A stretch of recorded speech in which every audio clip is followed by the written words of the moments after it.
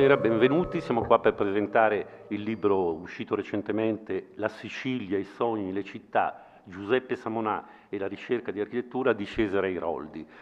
Devo dire che io e Cesare Airoldi ci siamo trattati poco nel corso della nostra vita e sono contento di questa scoperta, sia pur tardiva,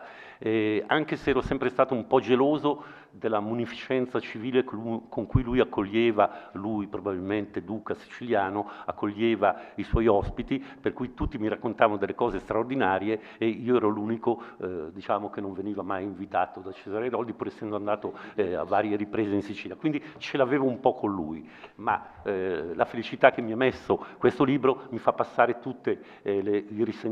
trascorsi e a sua insaputa, pur avendo tribulato molto per concordare la data, con continui rinvii eccetera, invece devo ammettere che la tardività non era legata a rimozioni da parte mia, ma solo per trovare la data giusta, perché ci fosse un equilibrio all'insegna dell'equa potestas, per cui si alternassero in accademia cose legate alla pittura, alla scultura, all'architettura. Quindi toccava solo oggi la presentazione di questo libro, di cui sono contentissimo. E sono contento perché mi ha dato, come dicevo prima, una grande felicità perché si torna a parlare di personaggi straordinari del secolo scorso che sono stati, io ritengo, completamente rimossi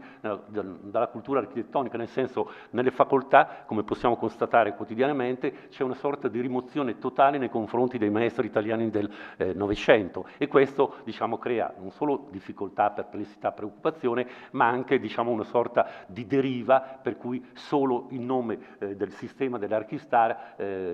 gli studi vengono portati avanti,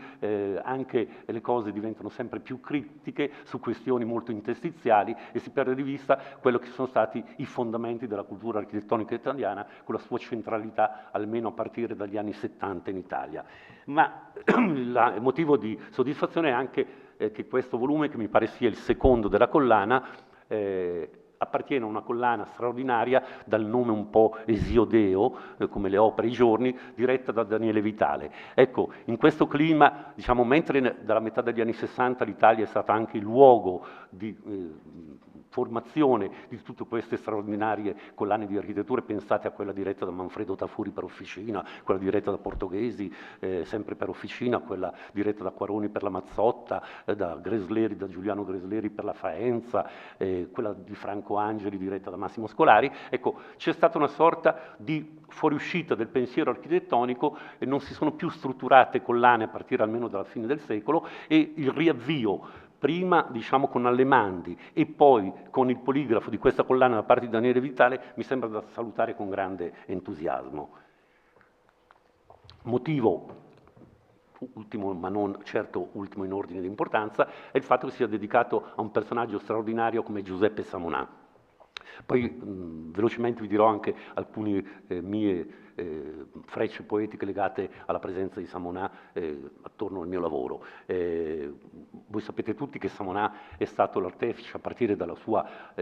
allontanamento dalla Sicilia, siamo mi pare attorno agli anni 36, è stato l'artefice di questa nuova configurazione della scuola veneziana di architettura, dello IUAV, che è stata, diciamo, la scuola più rappresentativa, almeno a livello di elaborazione teorica, a livello nazionale e a livello internazionale. Bene, lui ha avuto la facoltà ha avuto la capacità di chiamare attorno a sé, senza passare per le pastoie accademico-burocratiche, di chiamare a sé tutti i giovani, i pibe d'oro di allora, quelli che erano comparsi tutti su un numero mitico di Casabella, con le loro faccette, che davano conto non di un giovanilismo gratuito, ma di una condizione già di presenza fondante all'interno del dibattito architettonico, da Aldo Rossi a Polesello, a Gregotti, a Semerani,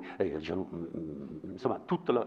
a Manfredo Tafuri, insomma, tutta la migliore cultura architettonica di quegli anni. E quindi occuparsi di un personaggio che ha saputo distaccarsi dalla Sicilia, ma in questo distaccarsi, che è il tema poi di questo volume, c'è anche una grande riscoperta. E sono contento che Daniele Vitale faccia riferimento a un libro postumo di Elio Vittorini, Le città del mondo, uscite, io facevo l'ultimo anno di liceo, verso il